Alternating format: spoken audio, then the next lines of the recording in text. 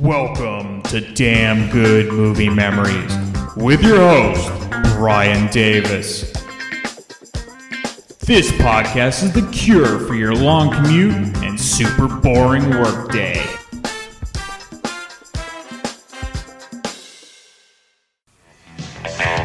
Meet the kids from Suburbia. There's Jack. Wake up and smell the coffee, man. Sheila. I have so many scars already. Joe. That could be there all your life. And Ethan. I feel kind of scared. You'll love them. Or hate them. Metal rejects running wild in our street.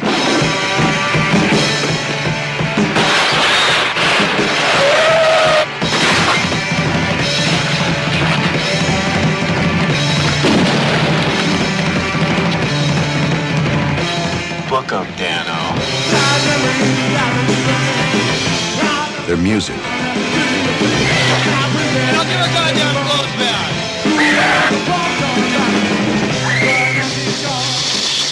We're talking about kids. Kids like yours and mine. Well, I'm damn sure they aren't my kids. Their home.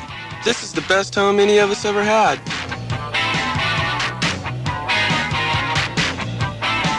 Besides, if we didn't have each other, we wouldn't have anything. And nobody's gonna take it away from them.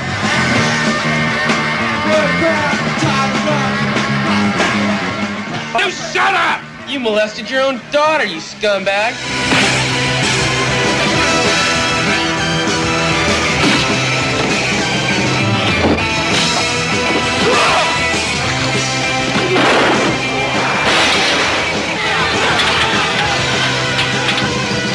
Hasta luego, shitface. A new movie about a new generation. Suburbia. Hey there, it's Brian Davis, and for this week's episode, we're going to cover the movie Suburbia from either 1983 or 1984. I can never get a straight answer in my research. The studio was New World Pictures, which was founded by the great Roger Corman in 1970. The release date, well, I think it says April 13th, 1984, at least in New York. But this is the epitome of a cult classic. I think most people found this either through home video rental or cable. The running time, 94 minutes, and the rating of R. The budget, $500,000, and the box office, no clue.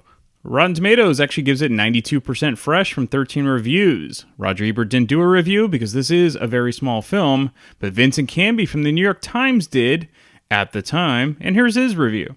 Between its alarming, though not especially pertinent pre-credit sequence and its apocalyptic finale, Penelope Spheeris' Suburbia is a clear-eyed, compassionate melodrama about a bunch of young dropouts who call themselves the Rejected, or for short, the TRs.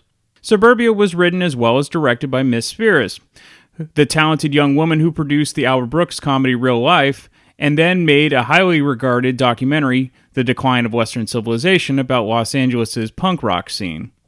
Her new film is probably the best teenagers in revolt movie since Jonathan Kaplan's Over the Edge. It's far better than Francis Ford Coppola's Outsiders and Rumblefish, having none of the ersatz poetry that was poured like maple syrup over the two Coppola movies. Suburbia is at its best when it's simply observing the randomness of the lives of its young people, watching them at aggressive play in a punk rock club, or stealing food from suburban freezers, or just sitting around in the garbage of their beloved pad. The performances by the non-professional young actors are self-conscious and completely believable. In this sort of film, unfortunately, a plot is obligatory. Though Miss Spheeris' plot is not particularly far-fetched, it is contrived, and its orderliness seems alien to the documentary-like aimlessness reality of everything else. The plot gives shape to the movie, but in doing that, it also undercuts the film's more serious intentions. Suburbia is a good genre film, and that's the end of Canby's review. So as Vincent Canby mentioned, Suburbia is almost like a dramatized sequel to Spheeris' first film, which was the great documentary The Decline of Western Civilization. That film from 1981 was a groundbreaking experience because it showcased all the early Los Angeles punk scene with live footage and interviews from bands like Black Flag and Fear, The Germs, X, and the Circle Jerks. You will never see a more raw account of the early days of punk and is a must-own for old-school punk fans or for those just looking to get into the genre. So even though Suburbia is not a documentary, it certainly has that vibe in many ways, as we will discuss throughout this episode. Let's get into the main cast. Well, normally I would go through the main stars of a film, but with the exception of one person, the vast majority of the cast were not actors, and this would be their only film credit. The person that truly gained fame after this film was not because of movie stardom, but music, and that would be Flea, who is best known as the bass player of the Red Hot Chili Peppers. He plays Razzle in Suburbia, and he's as crazy as you would think. He's definitely a standout character in the film, and told the other actors while filming this that he had just joined a new band, which of course was the Chili Peppers. As mentioned, the director and screenwriter was Penelope Spheeris, and I mentioned her first documentary, but the other 2 volumes of The Decline of Western Civilization are excellent in completely different ways. The second film, which came out in 1988, is the most famous of the 3 because it covers the heavy metal and glam scene of the late 1980s. Everything from seeing Wasp guitarist Chris Holm completely out of his mind drunk while sitting fully clothed on a raft in a pool while his mother watches, to seeing Ozzy Osbourne making eggs for breakfast. It's completely hilarious and cringe-inducing at the same time, especially if you're a fan of the genre. Now, the third film from 1998 is mostly unknown, because it never really received a wide release or was promoted heavily as the first 2 films. The actual music sort of takes a back seat to the compelling story of the so-called gutter punks from Los Angeles. Basically, these are homeless teenagers who decide to live a true punk rock lifestyle. The film is definitely the most raw and real of the trilogy. If anything, that film is the natural sequel to Suburbia in many ways. And Spheeris kind of saw this coming 15 years earlier when she made Suburbia. Now, most mainstream viewers would eventually discover Penelope Spheeris in 1992 because she directed the original Wayne's World. She even said she sold out, but hey, everyone's got to make a living. Okay, let's get into the making of the film. So Spheeris said she wanted real punk rock kids instead of actors from the very start. She said it was much easier to turn a punk rock kid into an actor than an actor into a punk rock kid. And these kids learned their lines and hit their marks consistently, much to the delight of Spheeris. Many of the kids were found at punk shows, while Jennifer Clay, who plays Sheila, was spotted by Spheeris at a Public Image Limited show. Of course, Johnny Rotten's band. Spheeris had written the script, and it was half-financed by Burt Dragon, and then Roger Corman agreed because he liked to be involved in films that were already partly financed by someone else, so that the entire responsibility wasn't all on him. Spheeris said she was absolutely thrilled and grateful to Corman that she had the opportunity to make her film the way she envisioned. Now, she had to fight to keep the title Suburbia, since Dragon and Corman weren't sure kids would get the ironic reference. The other title that was considered was The Wild Side. So they went to a mall and they surveyed kids, and Suburbia won out in the end, obviously. Now, Spheeris joked that one of Roger Corman's tips about directing when he was on set for the few times during the shooting was to sit down as much as you can and have a good chair to sit in. Spheeris didn't understand initially because she was full of all this youthful energy, but after 15 and 16 hours on set shooting standing around, she fully understood. The other tip from Corman was to have a fight or chase scene every 10 minutes. Nudity was also usually a key thing for Corman films as well, and Suburbia definitely has both. The main premise of the film, and Spheeris feels the same is true today, is that the kids who weren't brought up in a decent home will eventually gravitate towards others with the same experience as them, and will leave the negative home life to go out on their own, even if on their own is worse, because at least they are now in control of their own life. Alright, let's get into the film. So, the film begins with no opening credits. It's definitely a low-budget film, but that is the charm of it. A teenage girl named Sheila is hitchhiking on the freeway, and she's picked up by a station wagon driven by a woman who also has a baby next to her. They drive a bit before one of the back tires of the car blows out, and then they pull over to the side of the freeway. It's interesting to see how car safety has changed, and this is 1983, by the way. The mother had her infant in a car seat, but not in the back seat, in the front seat. Times have changed. Anyway, Sheila and the woman find a payphone, and the woman makes a call and hands the baby to Sheila, who holds its hand. And then, all of a sudden, a Doberman Pinscher appears, who is not friendly, and after the baby starts to cry, the dog races at the child and mauls the kid. Yes, this is how the film starts, and the dark tone does not change for the entirety of the film.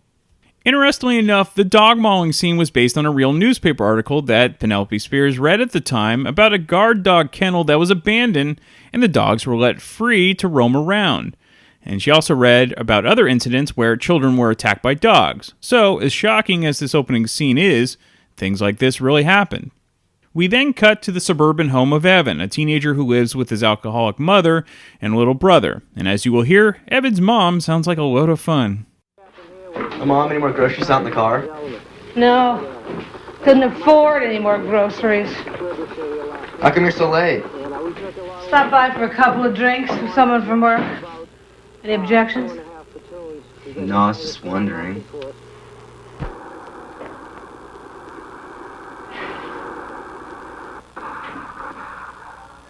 Evan! What? Don't scream like that. I marked this label, you know. You did what? I said I marked it. And now there's a hell of a lot less than where I marked. Well, I didn't drink it. You're lying to me. I swear to God, it must have been you. Breathe on me. Oh, come on, Come Mom. on, breathe on me. Move on over here.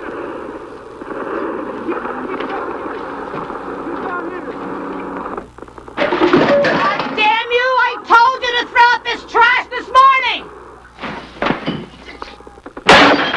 Pull it, Mom. I forgot. I'm sorry. Pull it! Don't tell me to pull it, god damn it! I'm the one who works all day so you can sit on your ass and read comic books. You make me sick when you look like that. I can see your father in you. It makes me sick. Well, that's not my fault. I didn't choose him to be my father. You did. Yeah, that was the biggest mistake I ever made. Spheeris said she modeled Evan's mother after her own mom. The vodka bottle and the eventual throwing of the bottle at Evan's head really happened to Spheeris. So instead of living with that bundle of joy, Evan decides to leave home. His younger brother is upset he's leaving, probably knowing that he'll get the wrath of the mom now. Where are you going? I'm going away for a while. Mom's having a hard time right now. But I don't want you to go anywhere. It's okay, then it's for the best. She'll do better if she only has one kid to take care of. You understand. But where are you gonna go? I don't know. I'll find somewhere. Just don't worry about it. I'll call you up sometime, okay?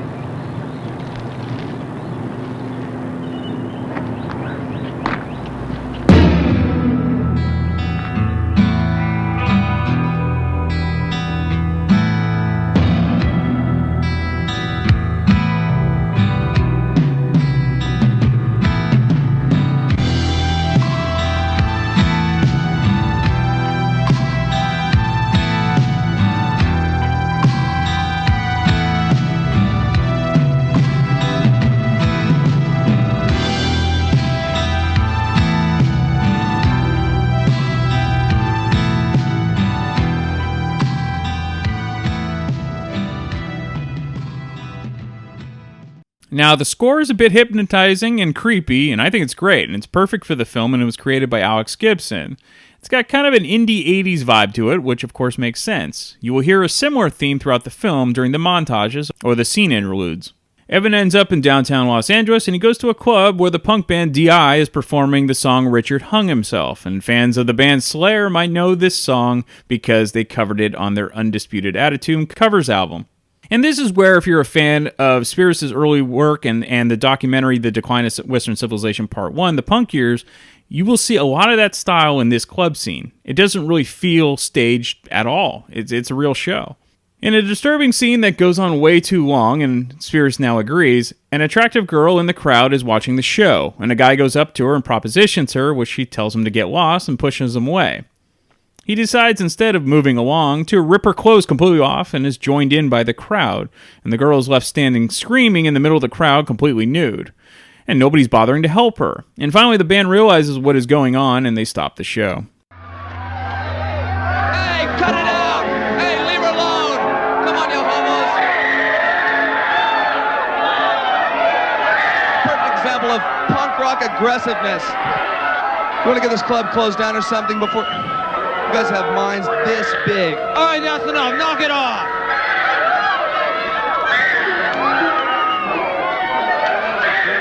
For Christ's sake, will you turn that spot off, stupid? And I'll give her goddamn clothes back. And you guys want any more music? Give her clothes back right now, suckers. And ain't play no more till you give her clothes back. All right, that's it, fine. Show's over. You guys are playing your own scene here.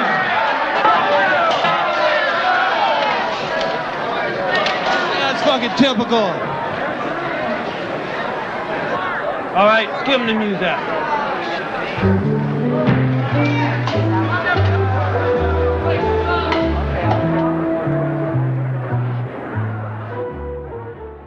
During this melee, Evan has his drink drugged without him even knowing it, and once the crowd clears, we find him lying passed out in a puddle of puke on the floor. One of the security guys picks up Evan, carries him outside, and then leaves him on the grass near the club. Another teen named Jack sees Evan passed out and offers him a ride. They end up sleeping in Jack's car in the parking lot. And we discover that Jack is part of a gang of sorts called TR, the Rejected, and he lives with a bunch of runaway teens in an abandoned house. Jack and the TRs aren't too fond of the police as they're always being hassled by them. Jack explains a bit about his home life. My old man's a cop. Well, my stepdad. My real father ate in Vietnam. My mom got married again. God, your stepdad's a cop. Yeah, that's not the worst of it, though. It's black. Black cop. What a drag.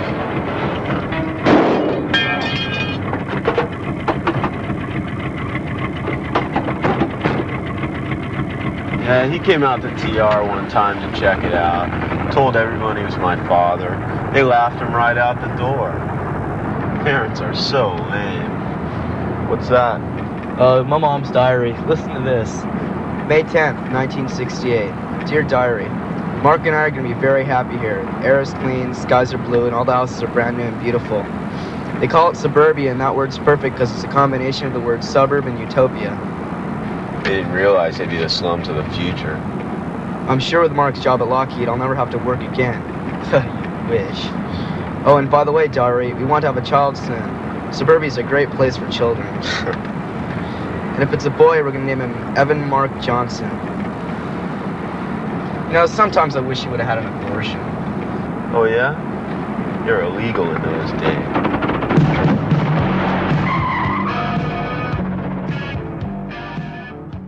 Jack and Evan pick up Joe, who decides to move out of his dad's apartment. Joe's bedroom also has a movie poster, The Decline of Western Civilization, on his door. Nice little touch there. We also get some backstory about the dogs from the beginning of the film. Hey, look at those dogs over there. Yeah, they're kind of nasty. You gotta watch out for them. I heard they killed a little kid out here the other day. No shit. Where'd they come from? Well, I heard that when people were forced to move from their houses, and someone left their dogs behind, and coyotes came down from the hills and fucked them. After a while, wild dogs. Jeez, that's pretty amazing. Where'd you hear that from?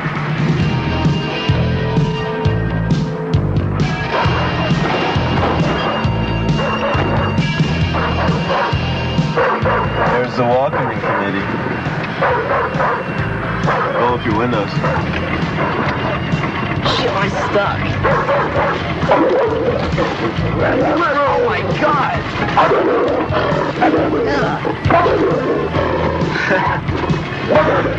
Flea bags.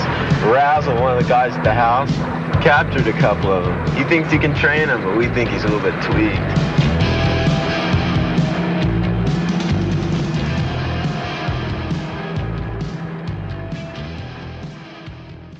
So the guys arrive at the TR house, which is as disgusting as you can imagine. There's, a group of gutter punk kids all living in a home. They're all teenagers. There's roaches crawling around, and there's open containers of food. And then we see the girl Sheila from the beginning of the film living in the house and having her long blonde hair chopped off by another girl. We also see Razzle, that is Flea, who has his pet rat always on his shoulder. Part of the initiation of being in the TRs is to have the letters TR branded or burned into your skin. Joe initially wants no part of this and bails. Evan decides to go through with it since he's got no other place to go. Joe eventually returns to the TR house when his father and his father's boyfriend don't let him back into the house. It is then Joe decides to brand himself. He also talks briefly to Sheila, who said she didn't hesitate to brand herself. Joe asks her why, and Sheila shows Joe her back, which is covered in giant scars, so we can only assume that she was physically abused before she ran away. Spheeris actually said she has similar scars as well from her 7 stepfathers, so yes, this film came from a real place. Everyone is woken up the next morning by the sound of gunshots as a group of local residents are shooting the stray dogs around town. Razzle and Skinner decide to save the two dogs they try to train as their pets. Before the trouble really starts, two officers show up to confront the men shooting. One of the officers is Bill Rennard, Jack's stepfather. What's the occasion? We're just out here doing our Good Samaritan work for the day. Did you hear about the little boy that got killed by the dogs out here? We heard about it. Hey, we got a little one over here. Goddamn gun. Well, little ones grow up to be big ones, You got papers for these guns? Officer, we're from Citizens Against Crime. Most citizens are against crime, sir. The question was, do you have papers for the guns? Guns are all registered. Jim Triplett? Bob Stokes? Yes, sir. You know it's against the law to use firearms inside the city limits, don't you? Yes, sir, we sure do, but this side of the street's county property. Well, maybe if we decide to come back again, we should inform the department. Officer Renard. Maybe you should. Well, I know what you're probably thinking. You just don't like private citizens doing your work for you. You're right. By the way, officer, is that legal inside of city limits? Hell? Hey, maybe we should look into that. No, that's our job. We'll handle it.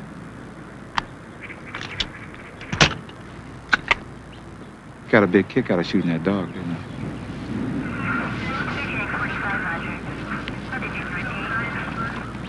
Yeah, it's kind of fun. Fuck. That car looks awfully familiar. Maybe we should run a make on it.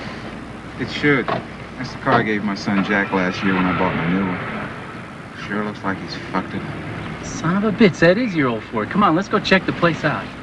No, I'm more worried about our vigilante sharpshooters than I am about a bunch of teenagers in a crash pad.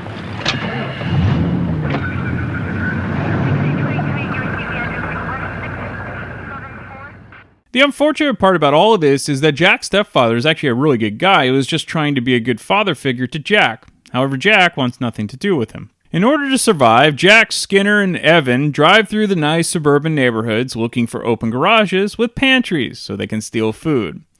They raid one garage pantry and leave a dead cat they found in the street in the house's dryer, and then they spray paint TR on the fridge before heading out.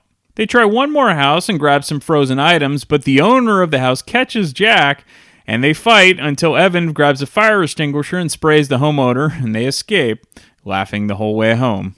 The guys end up stopping at a yard sale in the same town and ask one of the women if they have any vibrators, which does not go over well, as you can imagine.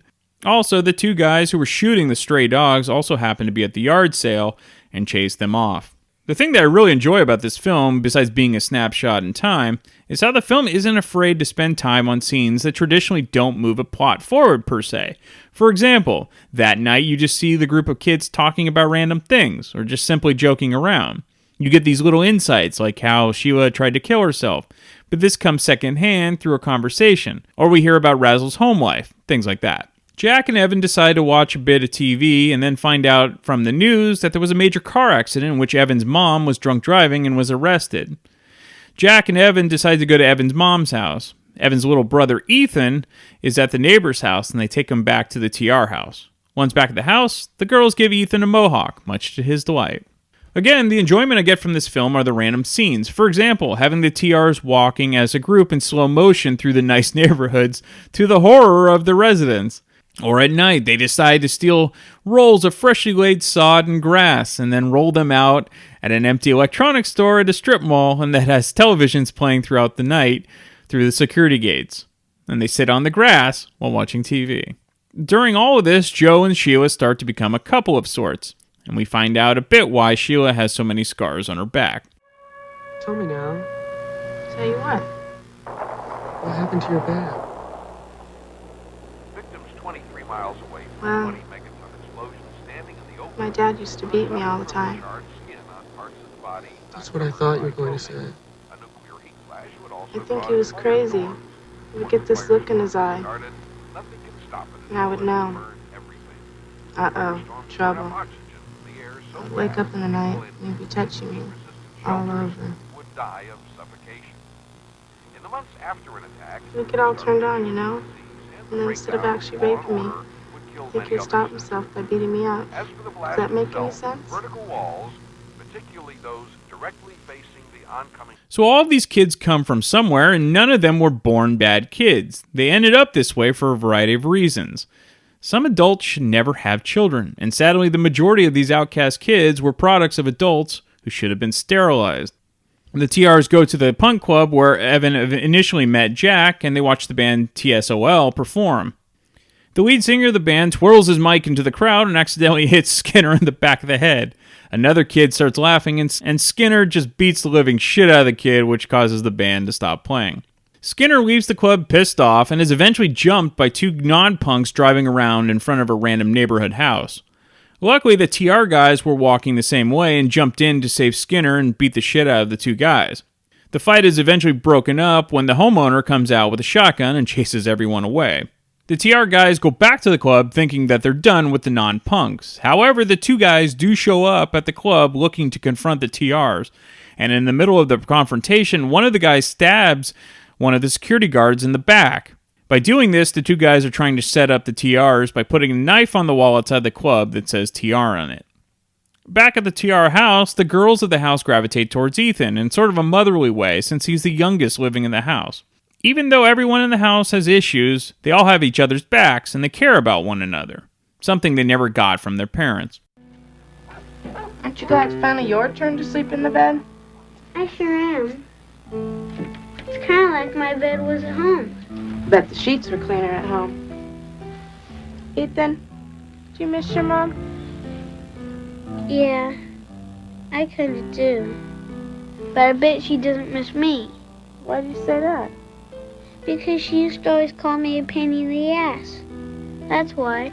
I bet she didn't mean it. You're a real good little kid. All you do is play all day and mind your own business. You're sweet. Have you hugged your kid today? Oh, bug off, Razzle.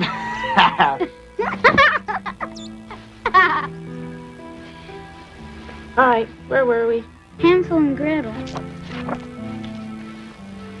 In the morning, the wicked witch grabbed Hansel by the hand and carried him to the shed. She said to Gretel, "You must draw water and cook something nice for your brother, and when he's fattened up, I'll eat him." "Dear God," Gretel cried, "oh, won't you help us?" "Stop your blubbering," said the wicked red-eyed witch. "It won't do you a bit of good." Every morning the witch would say, "Hold out your finger and let's see if you're getting fat." But Hansel held out a chicken bone.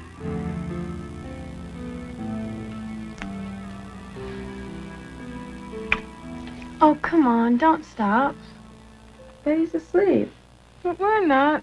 Read it to us, come on. Aren't you a little old for fairy tales? Please. As with any group, it's complicated, and the TRs don't do themselves any favors around town. They're stealing and they're spray painting local businesses, and that will not make friends with the locals. It finally comes to a head at a city meeting that Jack's stepfather, Bill, also attends. And I live over on Heatherton Avenue, which is a nice neighborhood, or at least it used to be. Now all you get are these wild teenagers parading through like a bunch of terrorists. Here, here. Yes, the little bastards were fighting on my front lawn. I had to hold them off with a shotgun while my wife called the police. And it took me over an hour to get through. Yeah, and that's another thing. The police aren't doing a goddamn thing. Excuse me, Reverend Powell. It just so happens we have a member of the police department with us here tonight. We have reports of vandalism and robbery just like any other city. And we follow up on each and every one of them. Follow up? You came to my house 3 hours later. Well, we've got a responsibility by law to adhere to certain procedures. Well, while you're going through procedures, people's homes are being ruined by these monsters. Look, I've had to repaint the sidewall of my store 5 times already. Every time I turn around, there's a TR spray painted on it. What the hell is TR anyway? Sandra says there was a stabbing recently at the club where she was molested, and that those same letters were left near the weapon, in blood. Did you investigate that house like you said you would? No, not yet. Typical. You know, Renard, I get the feeling you're not doing your job. And I get the feeling you're using innocent people as scapegoats. Scapegoats? We're talking about a bunch of sickos. Metal rejects running wild in our streets. We're talking about kids. kids like yours and mine. Ha! Well, I'm damn sure they aren't my kids. Gentlemen, please. Can we be reasonable? I know times are tough and some of you people are up against it. Look, Bernard, if the police can't protect the people, then the people have to protect themselves. And take the law into their own hands? If that's what it comes down to. And use guns to solve your problems. You're damn right. The next day, Bill decides to visit the TR house while off duty and tries to talk to Jack and the kids. Perfect. What are you doing here? I need to talk to you. Well, let's go outside then, okay? No, I need to talk to all of you. What for?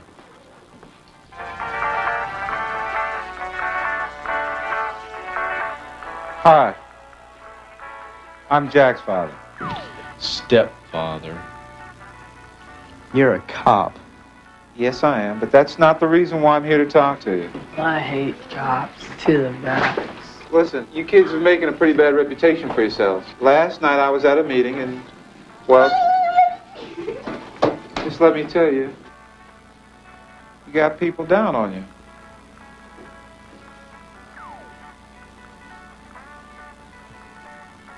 What happened?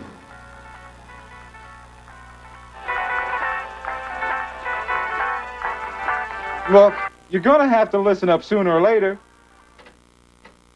I'm not leaving until you do. What do I have to do, for Christ's sakes?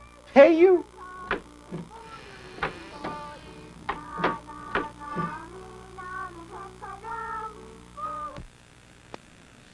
So I think it's best for all of you to go back to your homes until this thing blows over. You don't seem to understand. Most of us don't have homes to go back to. My parents are dopers, and the state won't even let me go home. All they do is shove me into foster homes. Let me tell you, that sucks big eggs. What do you do here all day? Nothing. Watch TV. Don't you want to make anything of yourselves? What's to make? Well, there's families for one thing. Careers, college. Families. Everyone knows families don't work. College? Most of us couldn't afford lunch in high school. What do you kids do for money? Take bribes off cops. Please, Mr. Policeman, don't make us leave our home. We'll be good from now on. We promise. Yeah, this is the best home most of us ever had. Besides, if we didn't have each other, we wouldn't have anything. Look, you're gonna have to stay out of trouble. If you don't, somebody's gonna get hurt. Everybody's got guns these days, and they're just itching to use them. Do you understand? Let this be the last time I hear of TR. Let this be the last time I hear TR. Maybe we should get guns too. I already have a gun. Let's just move someplace My old man else. has a shotgun. Come on. Even seeing this as a film when I was a teenager, I understood both sides. None of the kids trusted adults, and for good reason. On the other hand, not all the adults were out to get them. And in the case of Bill, he was really trying to look out for them. Both sides need to meet halfway, or there's going to be a tragic outcome. All right, there's about 30 minutes left in the film, so I'll leave it here. Look, this film isn't for everyone. It's very raw, and most of the subject matter is very dark. And also, if you're looking for acting like a typical Hollywood film, this is not it. This is almost like a quasi-documentary in many ways. However, if you are a fan of the early 80s punk scene, and I am, or indie films in general, this film might interest you. As for the outcome, well, I can't give anything away, but I will say it fits the tone of the film, which is incredibly bleak. All right, some fun facts. The homes where the TR kids live were, in real life, condemned under eminent domain to make way for the Century Freeway, which is Interstate 105 in Los Angeles. It wasn't finished for almost 15 years.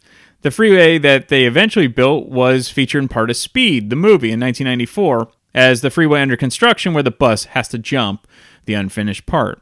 This movie actually influenced Neil Tennant, who was part of the Pet Shop Boys, when he wrote their 1986 hit, Suburbia, even lifting the line Slums of the Future from very early in the film on one of the early singles of this version of the song. All right, we have a special guest, and that is Baco from Cobras and Fire and his great sidecast called Whatever Nevermind, which I just recently appeared on.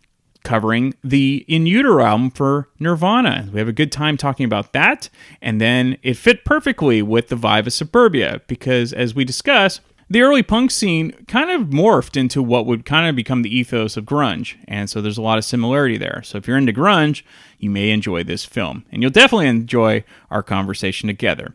And I will be back next week to talk about yet another random movie from my DVD collection. Okay, we're back with Baco from Cobras and Fire. You know him, you love him. He's been on before, of course, for High Fidelity and Grandma's Boy. Totally, completely different movies, but that's why we like Damn Good Movie Memories, or as Baco affectionately called on his greatest side cast, which is called Whatever, Never Mind. I think it's Goddamn Movie Memories is what we... And then it was Goddamn Magic, because why Goddamn not? Magic, baby. Yeah. It's almost like Goddamn Electric from Pantera. But anyway, Baco is back, and I love having him on. And so welcome back. And tell me a little bit about Whatever, Never Mind, because I'm not going to say I like it more than Cobras and Fire, because that would just be rude. But I've been really, really enjoying it. It's been an absolute blast to go through the greatest, quote unquote, the greatest grunge albums of all time. Yeah, I mean, it's according to Rolling Stone, but I felt by doing that, it kind of took me out of the equation. Like, it wasn't, it allowed me to kind of like almost be forced to discuss things that maybe I wasn't the biggest fan of, according, just like an episode you recently guested on. Mm-hmm. And it really, when I started it, I honestly wasn't sure I'd finish it. I was like, because it's not really my cup of tea, the album review thing. It's really more about the interaction with the guests, but it has been a lot of fun, especially getting feedback from people like you. It's been received very, very well, and I've had a lot of great guests outside of the podcast world come on it. And I really hope that when it's all said and done, it's this kind of standalone testament to a music movement that meant a lot to me, and that I think will stand the test of time, but that people can go back to. It's timeless. They can go back and listen to these episodes and think, wow, there's a lot of really cool, fun insight here with all these different perspectives. Someone like you comes in, like you and Josh Toomey were like young teenagers when this kind of broke. And then, I got, I make the joke, it's all different, all variants of white men come on the show. But seriously, like, I got someone like John Lamoureux, who's not a fan of the music, but he comes in and kind of breaks on a record with me, or someone like, Craig Smith from Pods and Sods, who will just be, he can deep dive on Pearl Jam better than almost any human being. Yeah. And like I said, like someone like yourself almost adds almost a movie insight. Like it comes up in our episode, as people will hear that you don't get in those unique perspectives. Even like an author like Mark Yarm, who stuck up for Courtney Love and shared a fairly uncommon opinion about her. I just like that. I hope at the end of it, that if someone listens to it, it kind of offers almost like an oral history, like a broad-based kind of representation of what it was, from the fan to the people who made it to. And I think that's exactly what drew me to Whatever, Never Mind, is because it is a lot like what I do here with Damn Good Movie Memories, and the getting into the in-depth, the super fan of a movie. And even if you're not a super fan, even if you've never seen the movie, you might appreciate it more. You may not love the movie, you may not love the album you're talking about, but I'm still enthralled about the history of it. And I think you having diverse guests and not the same type of guests was really a great move, because you're going to get a different perspective. And I'm curious, why don't you like album review type podcasts? I just it doesn't do much for me. Okay, fair enough. I want to clarify that I can listen to two people I enjoy talk, discuss almost anything, and I think if there's something I can bring to the table, it's a conversational aspect. And so I look for people that kind of offer that same kind of back and forth, not too dissimilar from what I get with LC on Cobras and Fire. I mean, when we talk about stuff, we're not really breaking new ground, but what we're offering is our personalities and almost a connectability insight. And that's what I'm going for. But in general, if it's just, it's the preparation is kind of boring for me. As much as I try to get really deep into it and all that stuff, and hopefully I don't let the listener down. I do try, and I do a lot of research for each episode. Oh yeah. But that part is probably less fun than it is to riff about Vince Neil having a hard time fitting into a swimsuit sometimes. You know what I mean? Yeah. And so That's all I meant by that. So I wasn't sure how it would go, but it's been very rewarding, on a personal level, and hopefully on some sort of historical reference to it, without being too grandiose. Well, yeah, it is a lot of work to do research, and especially if you want to do it right, because don't half-ass it. If you're going to do it, go all in, and you do. And I think the evergreen, it is evergreen. This is going to live forever, and I think that's why I like album reviews, because you could download these no matter what, and nothing against the news, but podcasts that do news, but you're probably going to get less traffic from those. It has a short shelf life where these are going to live forever, which I think is cool. The numbers have that immediate spike, and the ones that are evergreen do kind of like they just trickle along, maybe. Absolutely. Well, let's get into it, and let's talk about why you're here. And it's the 1983, possibly 1984, because I'm not sure when exactly this came out, because it's very low budget, movie called Suburbia. And we might as well kick it off with talking about the director, Penelope Spheeris, and how you got into her. Did you actually see her documentary, Decline of Western Civilization, the original, about the LA punk scene first before you saw Suburbia? I did not. Actually, I did not see that until I bought the DVD box set. Oh, wow. Fairly recently. When did that come out? I bought that almost as quick as it came out, but that was still, 4 or 5 years ago? Yeah, it wasn't that long ago at all. Yeah, so no, I knew that these other versions of the Decline existed. I just had never seen them. So, no, I got into Suburbia because I went through a skateboarding phase, and that's when my punk rock music influence comes in. And yeah, so I was actually listening to Doc and Rat and Motley Crue, as well as like bands like D.I., JFK, that kind of stuff, Dead Kennedys. Okay, so I'm assuming you first saw this on television, or did you rent it on VHS? Or how did VHS, you and okay. yeah, I'll tell you a funny story there. Sure. I rented. Oh fuck! I rented a VCR for Christmas Day or Christmas Eve in '85. Oh, those were the days. And then we got a VCR for Christmas. So then I went out and spent the very little Christmas money I had to get 2 VHS tapes. And you remember you could do recording the 2, 4, or 6 hours, right? Sure, of course. So I rented 4 movies and I recorded all of them. It was Kiss Animalized Live, Runaway.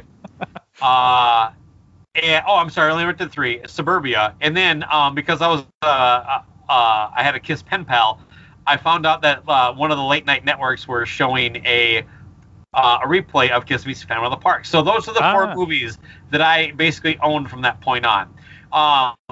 And you know what I mean, as far as to watch. So I have seen those 4 movies probably a combined, 50 to 60 times each. So I'm Runaway with Tom Selleck? Yes, yeah. Yeah, because of course Gene Simmons is in it. So I do own that, so I will have you on for that. Right on. Yes, that's a fun thing. Ramsey, yeah. But the Suburbia, I would like to say to you, Brian, hasta luego, shithead. Oh my God! And so you were listening to hair metal, if we want to call it that, at the time. But you did have the diversity of getting into punk. What drew you to punk music? Because they are kind of polar opposite. Okay, so the Friends is what you got. Well, actually, yeah, Friends basically exposed me to it. And then it's very. There is a lot of similarities in punk and even hair metal, and that is kind of more the hook. Like I don't really like that hardcore stuff as much. I do enjoy more that Sex Pistols kind of vibe, where there's like songs with a standard structure, just played a little looser, and with melody and that hook. So if we go back to Decline of Western Civilization, when you finally saw it, which of the 3 do you like the most, and which one do you enjoy the most? Because you might enjoy the second one the most, but I think most people agree that the first one is kind of groundbreaking, the way she filmed that. All right, yeah, I guess I'd agree with that, but that's a very good point. I really hadn't thought about but to me it's always going to be 2. Okay, just because seeing Ozzy making eggs. And, but you got a really good point there. It is what put her on the map, correct? Absolutely. It's 2 years before Suburbia. Okay. So her, this was her shot. This is incredibly a low budget film, and I think that's why it works because shows up in casting. Oh, definitely, and which is fun because if you're a fan of music and you know about the Red Hot Chili Peppers, you get to see Flea in a very very early phase. I didn't know that at the time, and actually I watched this movie about 2 years ago. Okay. For the first time since my teen years. Mm-hmm. And I don't think I realized at the time, I never put it together. But isn't he called something like Mike B. the Flea? Yeah, that's how he goes by. And there's some fun doing research for this movie. He was talking about the time, I'm in this new band called the Red Hot Chili Peppers, and he was really kind of hyping at the time because if memory serves me correct, their debut album came out in '84, I think. So this is, he definitely early on, nobody knew him yet, but they could kind of see a burgeoning musician. Yeah, I mean, that weird pet rat that he carries around. Oh, yeah, and his name is Razzle, which if we look at Hanoi Rocks, and yeah. But so we go back to the low budget, and I personally, I think if you had studio backing and this had been a higher budget film, I think it would have ruined the film because it would have had that polish, and there's no polish in this. Watching this now, how do you feel about it? And do you like the low budget feel of it? I do, but more in a good hurt way. Like it's not like you said it's a good movie. I don't know that I would agree with that, but I just being objective is sure. all I mean there. But I still enjoy it. I watched it this morning in preparation for this. And like I said, I watched it a ton of times. There's so many of those, like the script isn't that good. Mm-hmm. The dialogue isn't that good, but there's so many of those little tiny moments that are just like these kind of flashes of brilliance that are almost, I don't know. And some of them are like when the guy comes home and sees his dad naked on the floor with another man and then walks away. Right. The story of the wild dogs. The guy talking about how his stepdad is kind of a dick, and he's like, man, your stepdad sounds like a dick. He's like, that's not the worst of it. He's black. Right. Yeah. Right.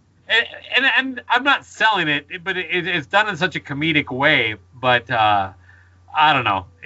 There's so much fun things about this movie, like the speech the older brother gives the little brother when he's leaving, right, in the driveway there is just so stupid, and it's so good. Yeah, it's just don't worry about it. Yeah, the acting. Yeah, don't get me wrong. The acting. They found real kids to do this. So there's no real acting chops here. I think the only real actor they have was the stepdad, the officer who plays Jack's father. Stepdad. But I think it's good, quote unquote good, in the sense of it kind of does portray those gutter punk kids of that era. And then once you see the third decline of Western civilization movie, those kids are a lot like those kids from the early 80s. And so I wouldn't call it's not a documentary, but it almost feels like it at times. Yeah, I mean, do you want to talk about the premise a little bit? That sure. Basically, there's some suburban development that was abandoned. Right. So you have these runaways that are into punk rock music, and they all like live in one house, which is really weird, don't you think? Because there's like 50 houses. Oh yeah. Like, they're all like, you get the bed tonight? Yeah.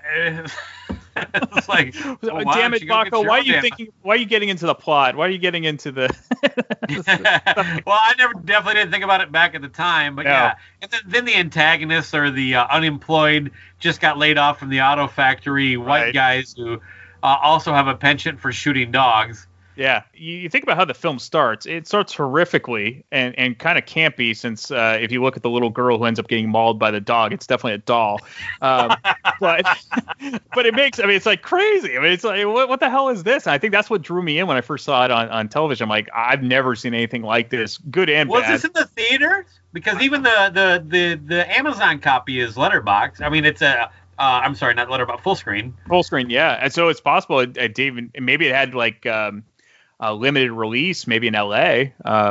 But yeah, that's and Roger Corman apparently did this movie. I just, that name stuck out to me watching it this morning. That he's a fairly notable name, right? Oh yeah, he financially backed it. So he backed it from I mean, Spheeris was definitely the director, and she had creative control. But he would do that with a lot of filmmakers. His whole thing was make as many movies as possible. You just do it on the cheap. You stay within budget, and you get it out. And she did. So he was known for that. And also in the film, I mean, as kind of campy and horrific as the dog scene is, it's kind of crazy watching the initial club scene and the woman who basically gets her clothes torn right off her.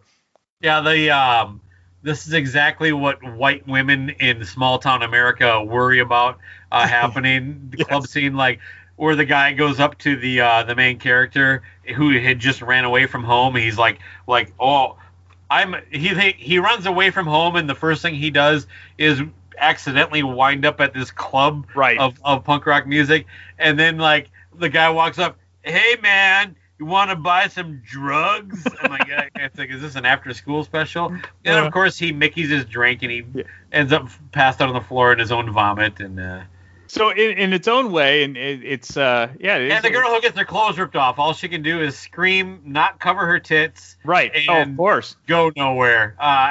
But that's Roger Corman. I think that was the Roger Corman thing. It's like you need a fight, and what you get, like every 15 minutes, there's some sort of fight or nudity. Yeah. So whether it be female or male. So we'll get into the actual music, and you would think that there would be more bands in this, but there aren't. I mean, it's basically DI, basically. Yeah, and TSOL and the Vandals. Of those, which ones do you prefer? Do you like any of those guys? Like them all. I've always dug that song, Richard Hung Himself. And later on, Slayer brought it back. Yeah. But that would probably be the out of those the biggest one. So. Okay, so if we go back to the original like early '80s LA punk bands, what are some of your faves? Oh, like I said, it was definitely JFK, Black Flag. Yeah. I'm trying to think here. Boy, you're really tapping me. There's another big one I'm forgetting. The Circle Jerks. Yeah, they weren't really. DRI, but they kind of crossed over into hardcore. They did. But yeah, and then they're not LA, but they kind of precursored all that stuff. Was just the Sex Pistols. Oh, of course. And Misfits are East Coast, but they're probably my favorite punk band of all time. And did you dig Fear? No, not really, but I didn't get a chance to hear much of them. I mean, you got to remember, I was living in Owatonna, Minnesota, pre-internet. Okay. So my exposure was largely limited to what my friends who had people that could drive them to the Twin Cities had. So, yeah, a lot of that stuff, I mean, I just took in what I could get. Sure. Oh, Husker Du. And, yeah, of course. And later on, the Replacements. Yeah. Getting into the actual, I'll quote unquote actors in the film, who is your favorite character in the film? Mine actually happens to be the stepfather. I think it's kind of underplayed. He actually was a real actor, but I liked his character. Maybe I like him more now that I'm an adult and I could have a stepkid who doesn't get it, but he wasn't a bad guy, and he actually stood up. He actually tried, right? Like he was trying to a lot. I like the stepson.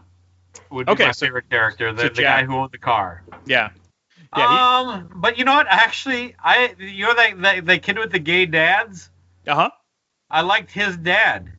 I like the fact that he was almost accepting of his son. He's like, oh, running away again, huh? I don't even get a goodbye. In other words, as much as that like kind of seems snarky, there's like a level of like you're welcome back in that comment. Right. Exactly. And he just didn't get it. He was too young to be mature enough to understand probably what his dad was going through at the time too. Yeah, exactly.